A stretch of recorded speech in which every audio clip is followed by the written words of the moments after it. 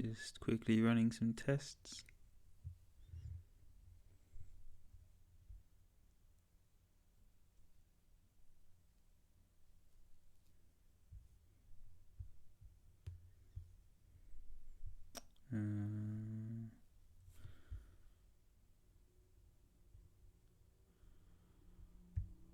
Been a while since I did this, so just bear with me.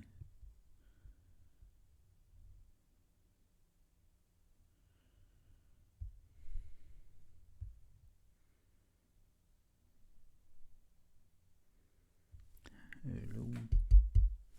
Right, yeah, that looks good. I'll just check it.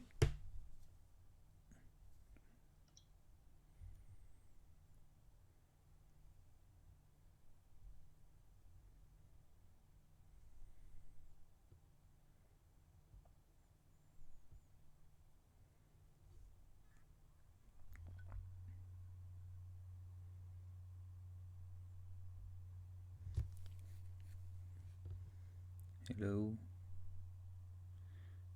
Just waiting.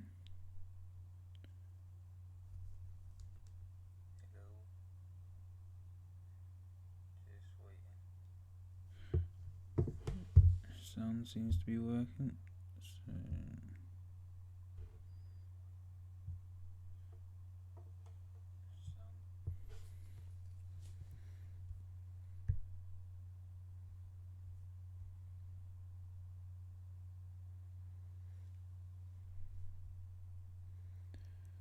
seems to be a hell of a lag.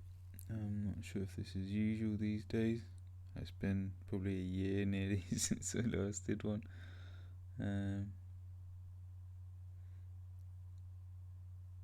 Elapsed time 9 minutes. That's nuts.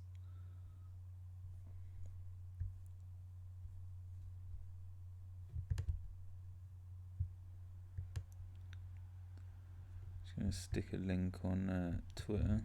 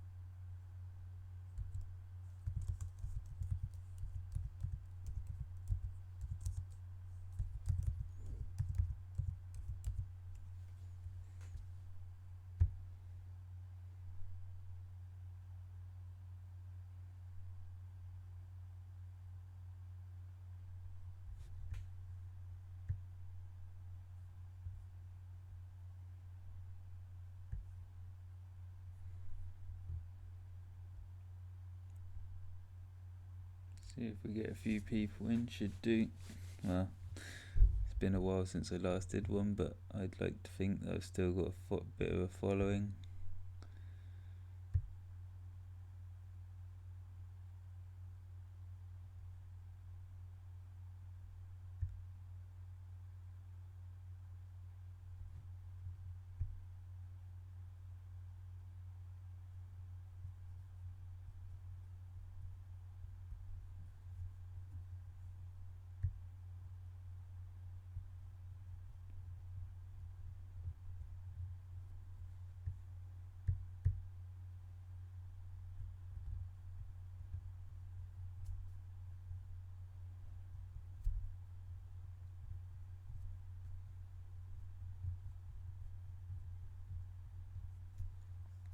Alright, basically I'm just going to get into it because I don't really have time. So that night came around. Anthony Joshua was going against Andy Ruiz, as we all know.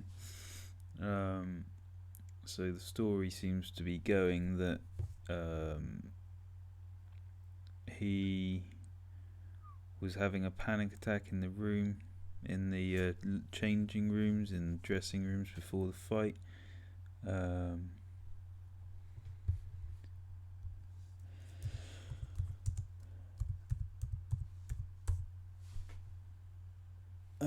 Yeah. So he was supposedly having a panic attack in his dressing room before the fight.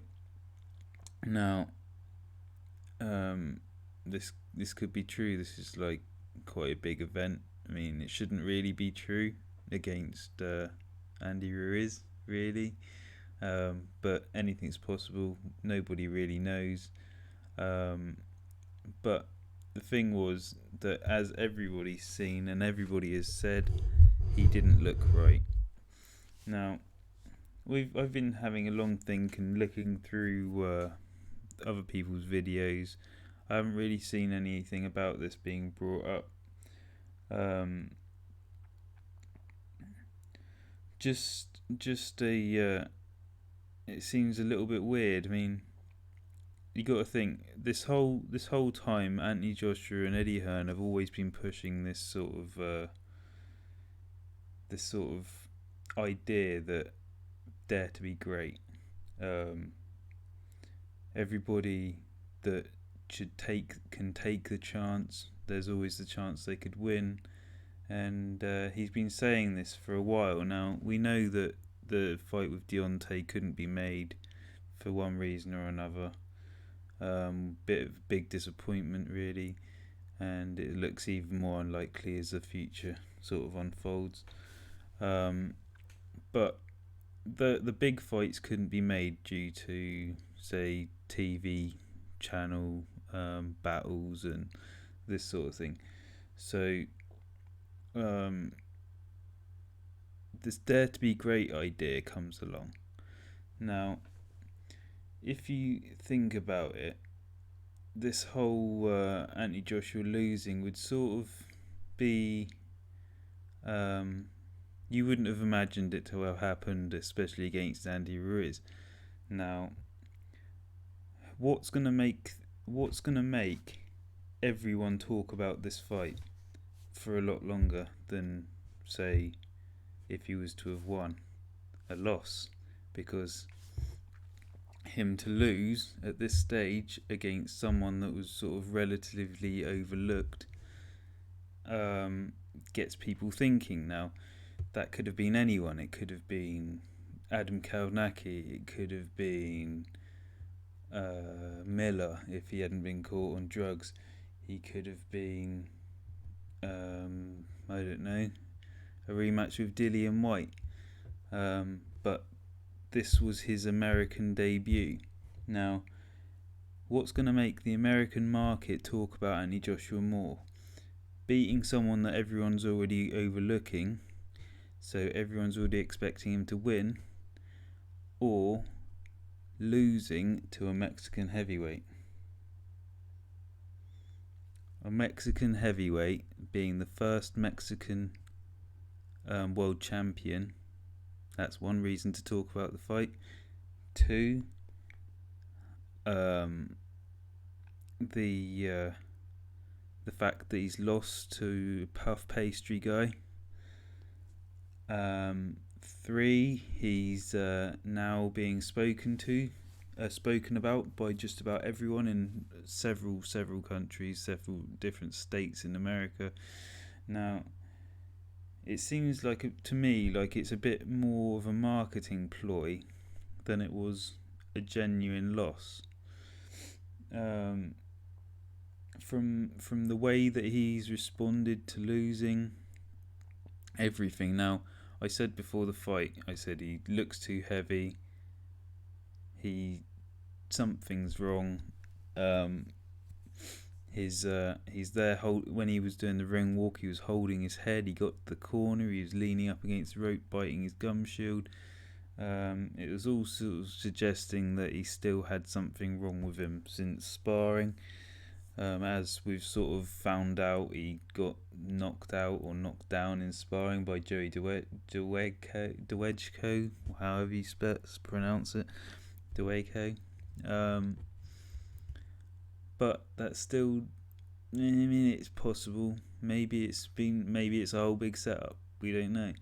But it seems a little bit far-fetched to think that somebody that was able to beat all of these top guys would go to America on his American debut against someone that everyone overlooked, and pretty much get walked through by the puff pastry Mr. Michelin Man. It's a pretty weird one. What are your thoughts, Marla, as you're in the chat?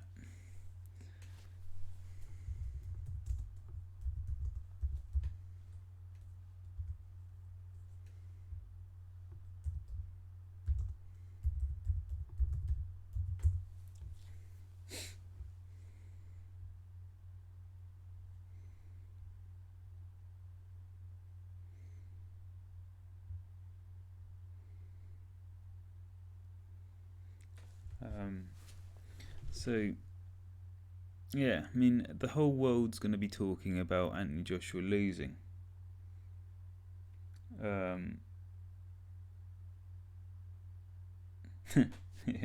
Marley's Corner says, I think Eddie is getting karma put on him. I mean, AJ's dad wasn't too happy for some reason. Not overly sure why. It was, from the looks of it, Anthony Joshua had to hold him back from doing something to Eddie Hearn. He was blaming Eddie Hearn for letting Anthony Joshua in the ring with something wrong with him, or something along those lines. I don't know, this whole idea that he'd lose to the puff pastry guy is still a bit weird for me. But as I said, it does seem a little bit weird that this is also gets people talking all over America, especially because now it's held by an American. Back. If he do, Marlo says AJ just made it harder to get back also, but if he do, I'll still say he got a tough road ahead. Yeah, I mean, this is the other point that I've been arguing with my friends and stuff that I talk about it, is that it's not going to be a good look for him at all. No matter if this was some sort of ploy, some sort of marketing scheme to get himself known as a household name in America, he's still going to be that guy that got knocked out by a Marshmallow Man with muffin tops and all sorts. So it's to get any credibility back from this loss is probably going to be quite a long road. There's always going to be, he's basically going to be a bit of a laughing stock until unless, I guess, if he was to smash out Ruiz in like a round or something like that, he might get some credibility back. But it's unlikely because he still lost. It's not like he lost on points. He got dropped 4 times or more. I can't remember. I haven't been back through the fight to actually count how many times he got dropped, but I don't see that being the case. Nothing can be said about what happened on the 1st of June. How do you mean, Marlo? Do you mean that it's like non-reversible? You can't take away what's happened in June. Yeah, I get your point. Yeah, I mean, it'll be very difficult to to be able to convince people that he's not like completely shot after that performance. No, even if it was a ploy, and you're not going to change what's happened. But you could say that maybe he doesn't need to. They always say, don't they, that heavyweights, it only takes that one punch, or in Ruiz's case, quite a lot of punches, but they still put him down a hell of a lot of times. There's no escaping it. But I guess there's the idea that people will forget, and maybe forget. Maybe he can take some like Men in Black brainwashing flashlight with him to his next fight, and hope that all of the fans turn up. Yeah, he did. He got beat bad. It's just strange. It's almost like I wonder if any of his relatives or family had money. He like put them. Maybe he gave him a heads up on what's going on, or I don't know. It just seems pretty. It just seems pretty weird that this guy that was like the next big thing just gets like gets rolled over by Marshmallow Man. I don't know really if anything like this has ever happened in history. I mean, there's Butterbean, but he was known for being quite a hard hitter.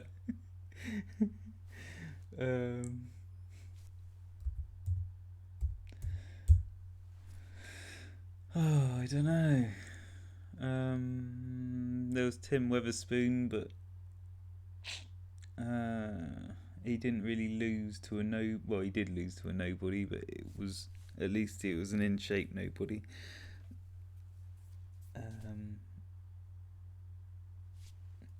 No, I mean, if you'd watched the Joseph Parker fight, which is pretty much the only other comparable fight on that sort of level, you would have said that he did have some skills, because in a controversial split decision win, would have sort of suggested at first glance, and then plus the point that he was making even Parker miss quite a lot, and he was able to counter him, and Parker's got pretty fast hands, so I mean, yeah,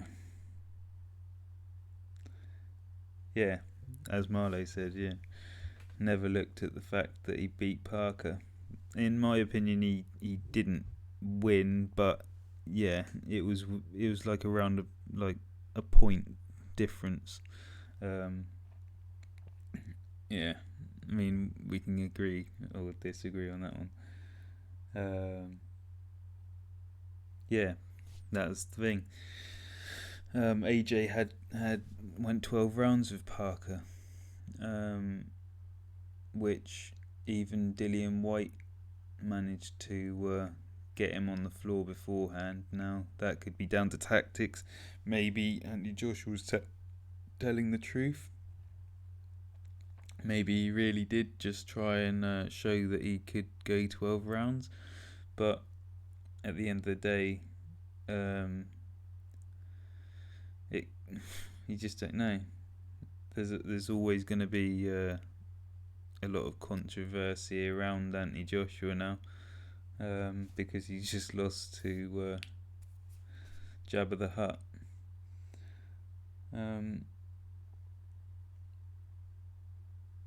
He'd be a good.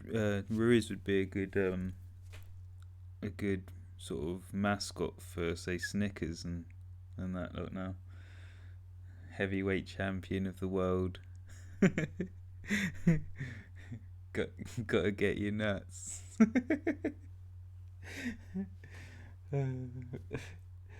The press of Parker's country quit because of that.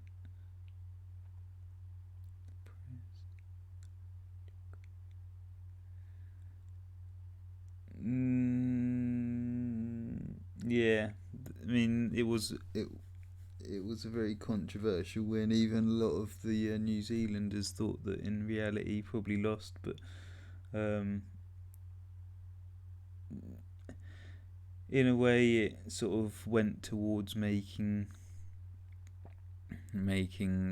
the road ahead for Joshua, didn't it? Which was, I guess, the idea. But it was weird that after he did win it, that nobody really jumped at the opportunity. Nobody was really like trying their utmost to get a shot with Parker before he went to fight Joshua. But I guess money talked, and Joshua's team could come up with the money.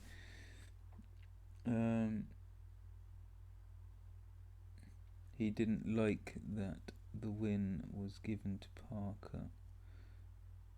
But yeah. Yeah.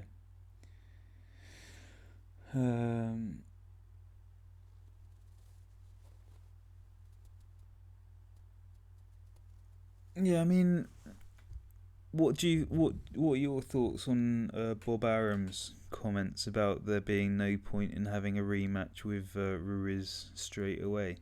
Because personally, like, I think it would serve in Ruiz's best interests to get this rematch out and over and done with as quickly as possible, so he can move on to bigger and better things if he can win. Now, if he doesn't, should there be another fight, a third, best out of three, call it? Because in reality, we're not going to know out of one more fight who really is the better of the two. Even if Joshua comes in and bowls him out in one round, are we going to put our faith back in Joshua that he's like sorted his shit out?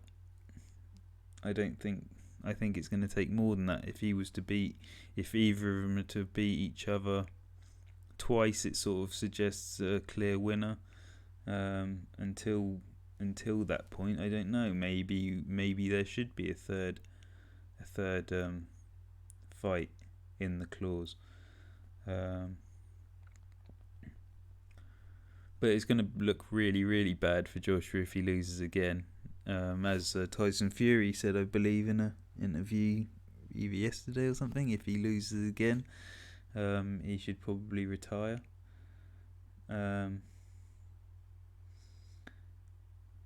I'd like to see him do a few more fights before that point. I at least want to see him in the ring with Fury. If Deontay doesn't want to take the challenge, but just imagine Deontay could have, if even like the likes of Ruiz could get Joshua out of there, like that. Imagine what Wilder would have done to him.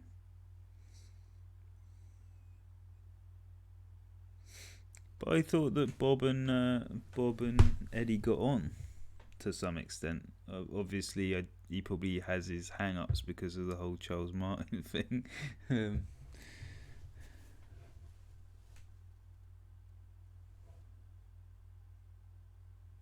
Oh yeah, definitely. If he gets beat again, he might as well be finished.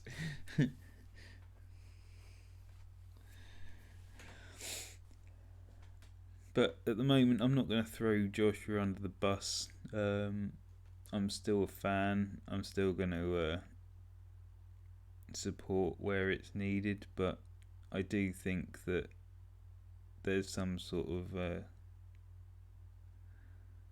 conspiracy kind of thing. I don't know. That's just my opinion. I think there's something going on in the background, some sort of marketing ploy to try and get his name known around America and everywhere else. I mean, it's worked. Everyone's talking about him. The weird thing is that he's not even that bothered.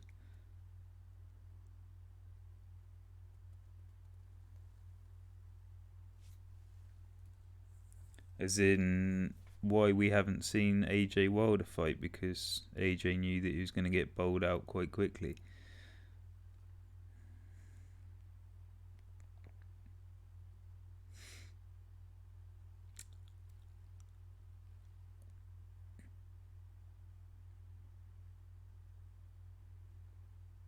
Yeah. It's possible. I think it was just down to money. I mean, if you knew you were going to lose a fight, would you not try and get as much money as possible?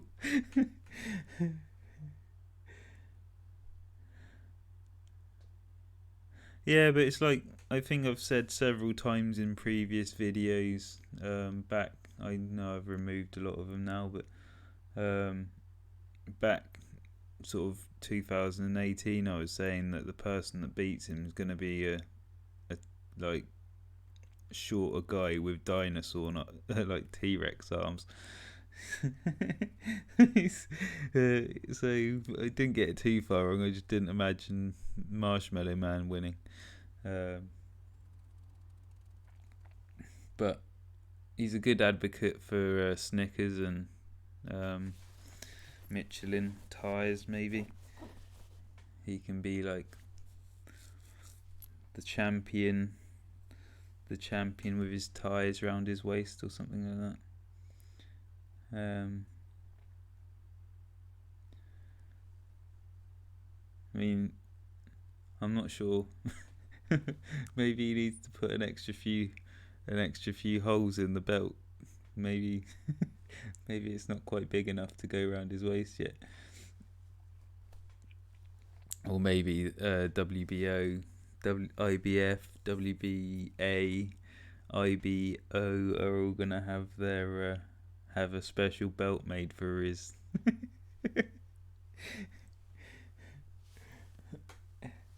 It's definitely not the the ideological sort of stereotypical world champion that you'd expect to have, is it?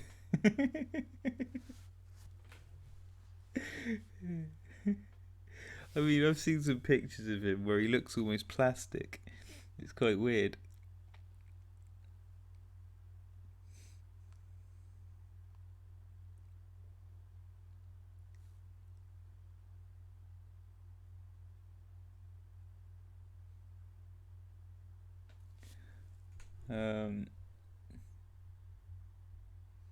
So, Marlo, are you going to be watching Tyson and the new one? Tyson and I've forgotten his name now. Tommy something, isn't it?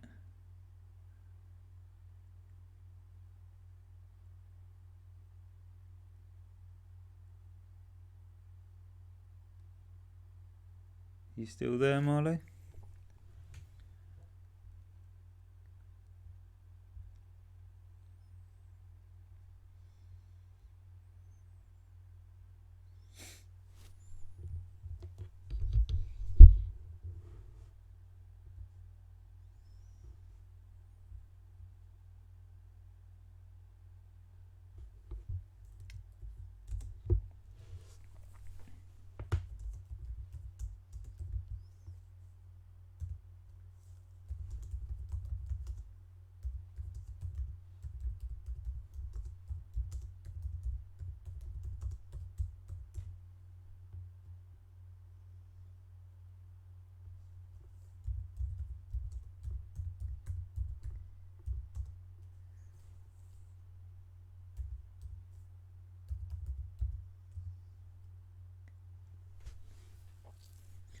Right. Okay. Well. Yeah. Thanks for coming in, Marlo. It's been good to catch up again. I will be jumping on one of your next videos, hopefully, if I catch it. Yeah, I've just been away for a bit. I just had other stuff to do, and family and life gets in the way. So that's my reason for not having too much to do on the YouTube channel in recent times. But I will be trying to make a few more videos where I get time now.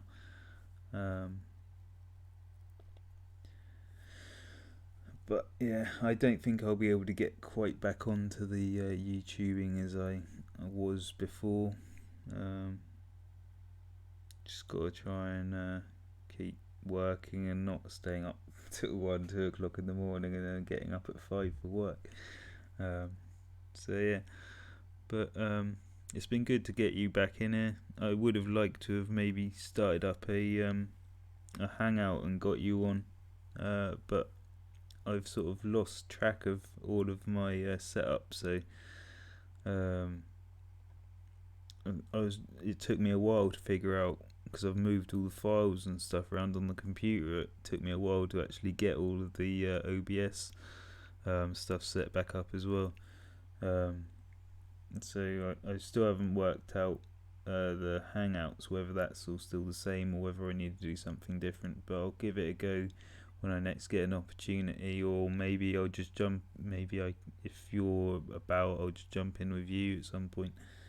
Yeah, maybe I'll get some of the old crew back on as well, like AA and Jared or whoever.